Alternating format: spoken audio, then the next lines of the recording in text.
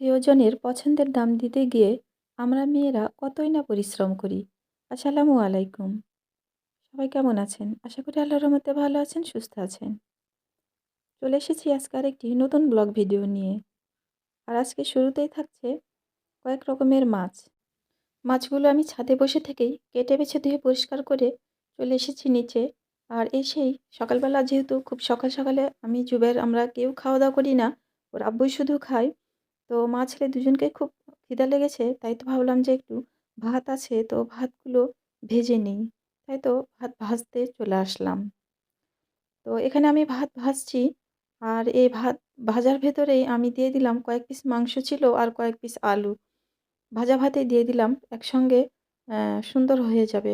এক্সট্রাভাবে আর গরম করা লাগলো না। এই তো ভাত ভাজা হয়ে গেছে। মা ছেলে কিন্তু একসাথে খেয়ে নিলাম। আমি জুবাইরকে খাইয়ে দিয়েছি। ও বসে, বসে খেয়েছে। তো যাই হোক একটু খেয়ে নিলাম, পানি খেয়ে নিলাম। দুজনেরই পেট ভরে গেল। দিয়ে চলে এসেছি রান্না করতে। আর শুরুতে একটা কথা বলেছি, প্রিয়জনের পছন্দের দাম দিতে গিয়ে আমরা মেয়েরা কতই না পরিশ্রম করি। আসলেই তাই। আমি আমাকে দিয়ে বিচার করছি। যদিও চোখের সামনে অনেককেই অনেক কিছু করতে দেখেছি, কিন্তু আমি আমাকে দিয়ে কথাগুলো বলছি। এই যে আমি প্রায় ছোট মাছ নেই। আমার ভিডিও যারা নিয়মিত দেখে যে আপু ভাইয়ারা, তারা জানে যে আমাদের বাড়িতে বেশিরভাগই আমরা ছোট মাছ নেই। আর এই ছোট মাছটা নেওয়ার একটাই কারণ, জুবেরের আপু ছোট মাছ খেতে ভীষণ ভালোবাসে। আর আমি যে ছোট মাছ খেতে ভালোবাসি না এমনটা না। আমিও কিন্তু ছোট মাছ খেতে খুব ভালোবাসি। কারণ ছোটবেলা থেকেই এই ছোট মাছগুলো খেয়ে অভ্যস্ত ছিলাম। কারণ আমার বাবার বাড়ি যে এলাকায়, সেখানে বন্যার পানির মাছ প্রচুর পাওয়া যায়। তো যাই হোক, আমার কথা আমি বাদই দিলাম।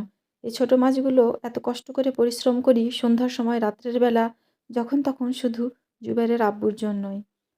ওর খুব পছন্দ। ওর কথা ভেবেই কিন্তু আমি এই কাজগুলো করি। নিজের জন্য হলে একদমই করতাম না। কারণ অনেক ব্যক্তিগত অনেক কিছুই আছে যে অলসতা করে শুধু নিজের জন্য থাক করব না, এরকমভাবে করি না। কিন্তু পরিবারের অন্য সদস্যদের কথা ভাবলে কিন্তু এই অলসতা মনে আসলেও সেটা বেশিক্ষণ রাখতে পারি না। কষ্ট হলেও উঠে গিয়ে সেই কাজগুলো করে দিই। আর আমাদের যেহেতু মধ্যবিত্ত পরিবারে, আমরা এই ছোট, ছোট ভালো লাগাগুলোকেই প্রাধান্য দিয়ে থাকি। অনেক বড় কিছু আমার বা আমাদের করার কোনো সাধ্য নেই।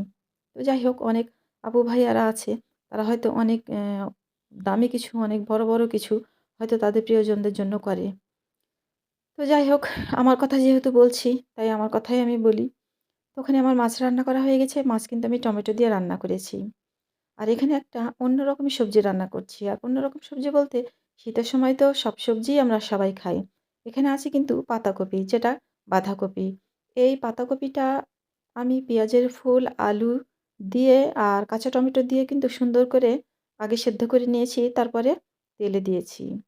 তো যাই হোক, সবজিটা খেতে কিন্তু খুবই ভালো হয়েছিল। তো দুপুরে কাজকর্ম শেষ করে বিকেলবেলা চলে যাচ্ছি ছাদে। ধান শুকিয়ে রেখে দিয়েছিলাম, সে ধানগুলো আজকে কুটিয়ে এনে দিয়েছে। তো ভাবলাম যে চালগুলো ঝেড়ে রেখে দিই, কালকে আটা কুটাতে দিব। আর এই চালের যে ভেতর থেকে যে খুদটা বের হবে, সেই খুদ দিয়ে কিন্তু অন্য রকমের একটা খাবার খাবো। আমি জানি সব আপু ভাইয়েরাই হয়তো খায়, আমিও খাবো। আর ইনশাল্লাহ যখন করব তখন তো শেয়ার করবই। তো অনেক কথা বললাম, আর কথা বাড়াচ্ছি না। আমার ভিডিওটা যদি একটু ভালো লেগে থাকে তাহলে প্লিজ লাইক, কমেন্ট, শেয়ার করতে ভুলবেন না। সবাই ভালো থাকবেন, সুস্থ থাকবেন।